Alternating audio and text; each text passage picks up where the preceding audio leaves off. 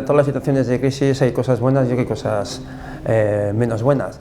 Yo creo que la buena es la capacidad de respuesta que ha tenido nuestra organización. Ha sido capaz de transformarse y adaptarse a la situación que nos venía. Yo algunas veces he comentado que a mí si en el mes de enero me llegan a decir que voy a tener una unidad de cuidados críticos en un gimnasio, le hubiese dicho que me lo plantea que está loco. En el mes de marzo lo hicimos.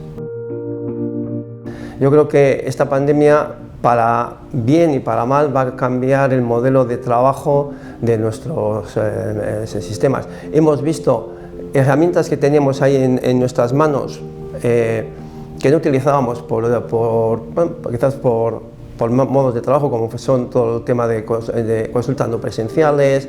Muchos profesionales han visto que eso que estaba ahí, no es una cosa que ha aparecido nunca, pero ahora se han visto obligados a utilizarlo, es efectivo, va a generar un nuevo modelo de relación con los pacientes.